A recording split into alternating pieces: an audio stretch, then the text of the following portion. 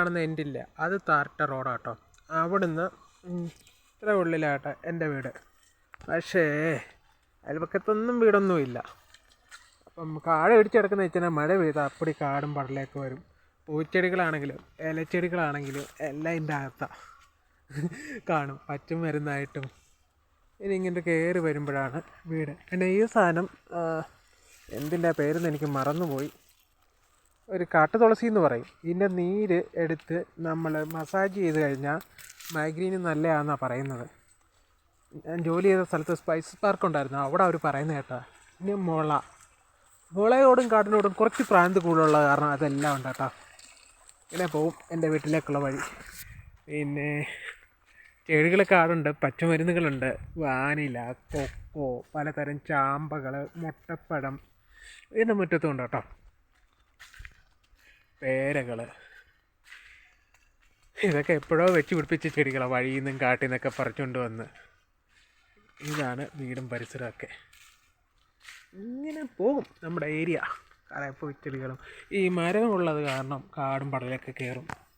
പിന്നെ നമുക്ക് അതിൻ്റെ ആ ഒരു സമയം കിട്ടാറില്ല. ഇതൊക്കെയാണ് ചിക്കോളവായിട്ടൊക്കെ കിടക്കുക. മഴയൊക്കെ ആയിരുന്നു. വീട്ടിൽ ഏലത്തോണ്ട ഇങ്ങനെ വിശാലമായിട്ട് കിടപ്പുണ്ട്. പിന്നെ നമ്മൾ അതിനൊന്നും കൈ കിടത്താറില്ല, ഇഷ്ടമല്ല എന്ന് വേണമെങ്കിൽ പറയാം.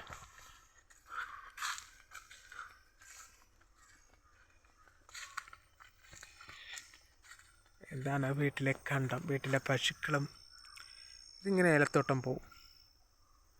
പിന്നെ ചെളിയ എന്നാലും ചട അമ്മേ. അവിടെ നമ്മുടെ ഒരു ആമ്പൽക്കുളമുണ്ട്.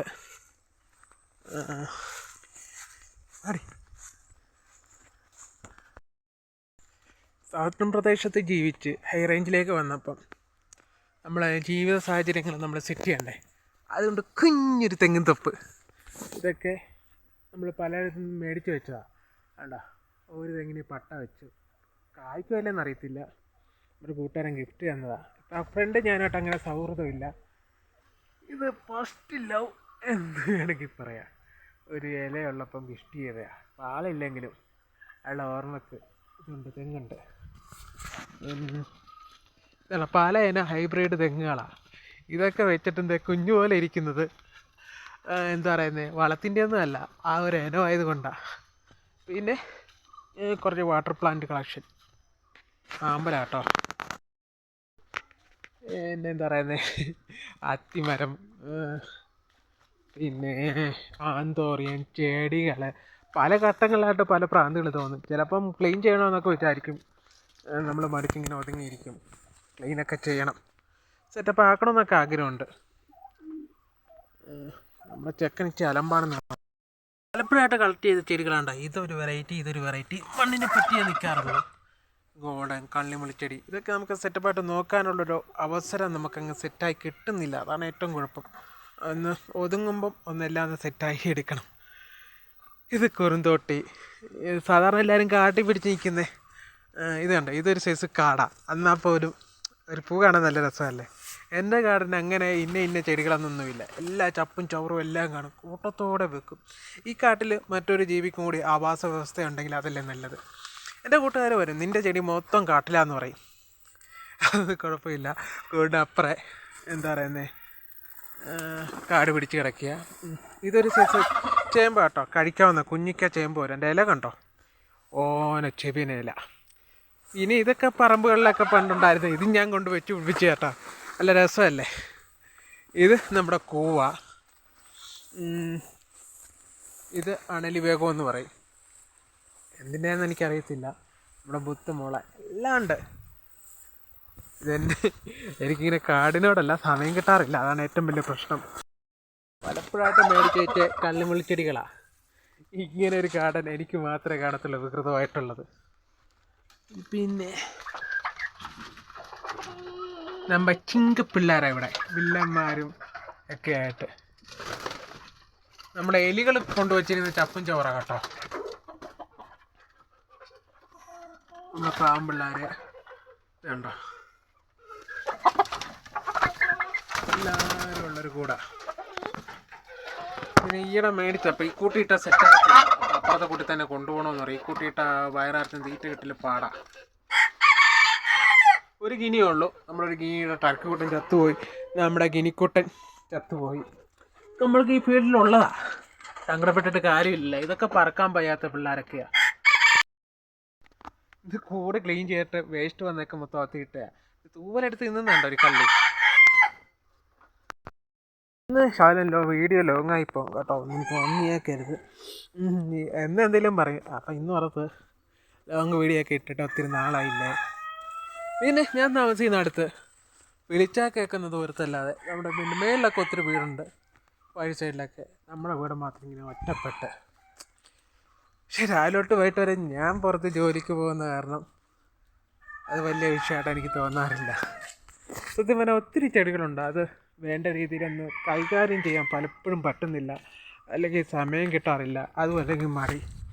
ഇതൊക്കെ നമ്മുടെ ഗപ്പി ഡിപ്പാർട്ട്മെൻറ്റാണ്. അവരുടെ കാര്യം പോലും പലപ്പോഴും നമുക്ക് നോക്കാൻ സമയം സെറ്റാകുന്നില്ല എന്ന് പറയുന്നത് ഏറ്റവും വലിയ സങ്കടം. ഇന്നാണെങ്കിൽ നമ്മുടെ ഒരു കോഴി ചാടിപ്പോയി, ഒരു കിടിക്കാറ്റ് നാടൻ കോഴിയാണ്. പിന്നെ അവനെ ഇനി അവളെ ഇനി കിട്ടുമോ എന്നും പോലും അറിയത്തില്ല. ഉണ്ടായിരുന്ന നല്ല അടിപൊളി കോഴിയാണ്. പിന്നെ ഇത് നമ്മുടെ ഗപ്പീസാണ്. ഒറ്റ ദിവസം കൊണ്ട് സെറ്റായതൊന്നുമല്ല കേട്ടോ, ഒത്തിരി നാളത്തെ കഷ്ടപ്പാടാണ്. പക്ഷെ അവരെയൊക്കെ നന്നായിട്ട് നോക്കിയെടുത്ത് കഴിഞ്ഞാൽ നല്ല അടിപൊളിയായിട്ട് വരുന്നുണ്ടോ. പല ബ്രീഡിലെ പല വെറൈറ്റീസ് ഗപ്പികൾ അടിപൊളിയായിട്ട് കുഞ്ഞൊക്കെ ആവുന്നുണ്ട്.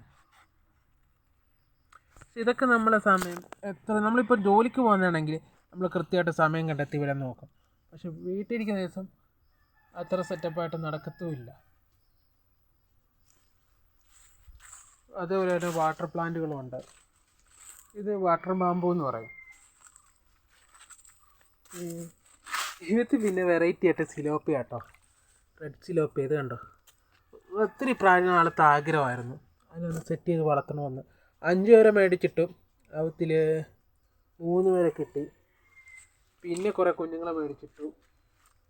ഇത് പ്ലാറ്റി. ഇത് വീട്ടിലെ ഏലത്തോട്ടം. 2 സൈഡ് ഇങ്ങനെ ചരിഞ്ഞ പ്രദേശമാണ്.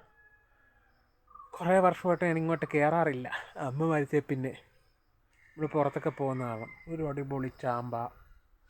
പിന്നെ നമ്മുടെ കൂടെ ഇതാട്ടോ, ഇവിടെയാണ് നമ്മുടെ ഇവിത്തിൽ നിന്നൊരു കോഴി പുറത്തിറങ്ങിപ്പോയിട്ട് ആളെങ്ങോട്ട് പോയെന്ന് അറിയത്തില്ല. എനിക്ക് ഏറ്റവും ഇഷ്ടപ്പെട്ട കോഴിയാണ്. ഞാൻ ബ്രീഡ് ചെയ്യുന്ന കുഞ്ഞുങ്ങളൊക്കെ ചത്തുപോകും. അത് തീറ്റ ഫുഡിൻ്റെ കുറവുകൊണ്ടായിരിക്കും. ഇപ്പോൾ ഈയിടെ മേടിച്ച കുഞ്ഞുങ്ങളായത് സൂപ്പറായിട്ട് ഫുഡ് കിട്ടുന്ന കാരണം അടിപൊളിയായിട്ട് വളരുന്നുണ്ട്. കണ്ടോ,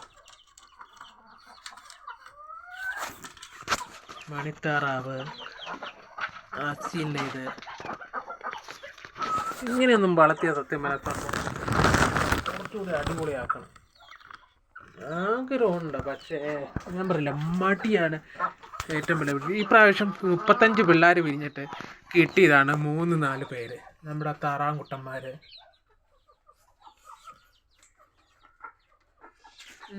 ഹാപ്പിയായിട്ട് ചെയ്യണമെന്നുണ്ട്, പക്ഷെ ഒരു സന്തോഷത്തിന് വേണ്ടി മാത്രം ചെയ്യുന്ന കാരണമാണ് ഇതൊക്കെ ഇങ്ങനെ പറ്റുന്നത്.